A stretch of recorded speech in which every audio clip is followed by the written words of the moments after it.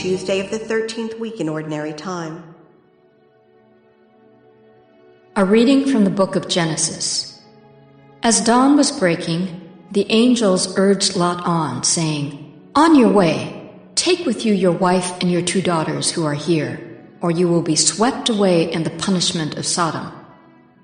When he hesitated, the men, by the Lord's mercy, seized his hand and the hands of his wife and his 2 daughters, and led them to safety outside the city. As soon as they had been brought outside, he was told, "Flee for your life. Don't look back or stop anywhere on the plain. Get off to the hills at once, or you will be swept away." "Oh no, my lord," Lot replied. "You have already thought enough of your servant to do me the great kindness of intervening to save my life.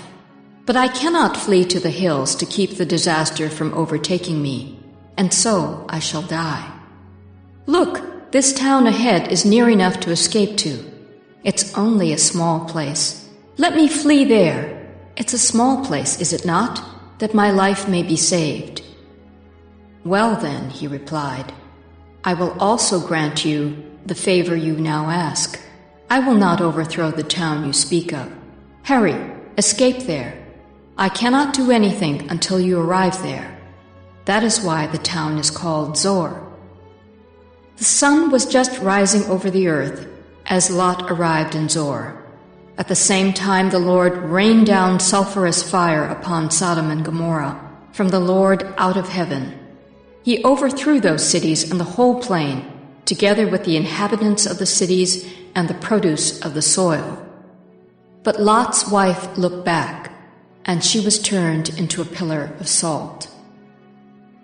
Early the next morning, Abraham went to the place where he had stood in the Lord's presence. As he looked down toward Sodom and Gomorrah and the whole region of the plain, he saw dense smoke over the land rising like fumes from a furnace.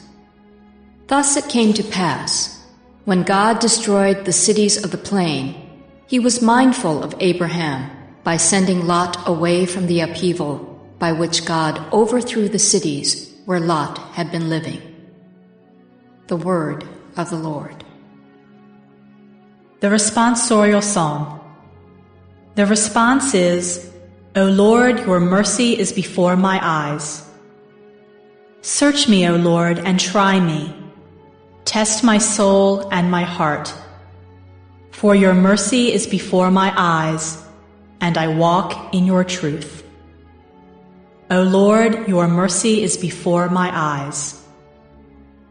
Gather not my soul with those of sinners, nor with men of blood my life. On their hands are crimes, and their right hands are full of bribes. O Lord, your mercy is before my eyes. But I walk in integrity. Redeem me and have mercy on me. My foot stands on level ground. In the assemblies I will bless the Lord. O Lord, your mercy is before my eyes." A reading from the Holy Gospel according to Matthew. As Jesus got into a boat, his disciples followed him. Suddenly a violent storm came up on the sea, so that the boat was being swamped by waves, but he was asleep. They came and woke him, saying, "Lord, save us, we are perishing." He said to them, "Why are you terrified, O you of little faith?" Then he got up, rebuked the winds and the sea, and there was great calm. The men were amazed and said, "What sort of man is this, whom even the winds and the sea obey?" The Gospel of the Lord. Tuesday of the 13th week in Ordinary Time. The first reading comes from Genesis 19:15 to 29. This is the story of how God punished the cities of Sodom and Gomorrah for their sinfulness. They were sinful in many ways, and that's especially exemplified in the fact that when 2 angels come to visit Lot and his family, the people of Sodom and Gomorrah want to abuse them. They're not showing hospitality. Remember how important that was when the 3 visitors come to the tent of Abraham. In this case, they are very sinful, and they will be punished for that. Now, Lot and his family are protected, although the 2 sons-in-law of Lot refuse to be protected. They stay where they are. Lot, his wife, and his daughters flee, and Lot comes across as a very weak character. He has to almost be pulled out of the house.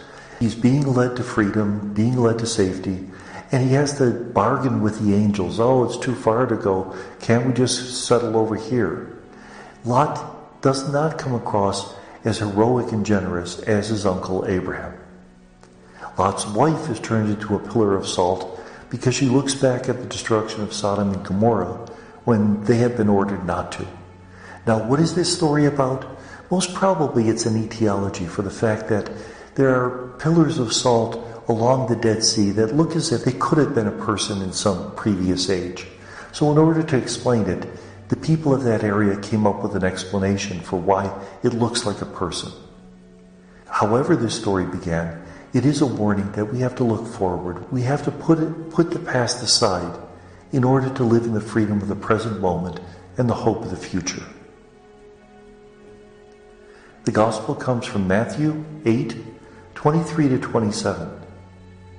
Jesus is in a boat with the disciples and there's a storm. The disciples are afraid the boat's going to sink. Jesus awakes, rebukes the winds and the sea. Now, at one level, this is a nature miracle. Jesus controls the rules of nature. But we also have to remember that the Jewish people considered the sea to be a reservoir of evil, where the great sea creatures, Rahab, Leviathan, lived. So if Jesus can calm the sea, he has power over the demonic forces. He has power over the evil that is endangering this world. And therefore, he has the very authority of God. And what's the response of the disciples? They're filled with wonder, because he has power even over the wind and the sea. They recognize that he truly possesses the authority of God. Remember, these 10 miracles in the chapters after the Sermon on the Mount are supposed to show us that Jesus, in fact, had the authority of God to teach, because he has the authority of God to perform these miracles. And may God bless us.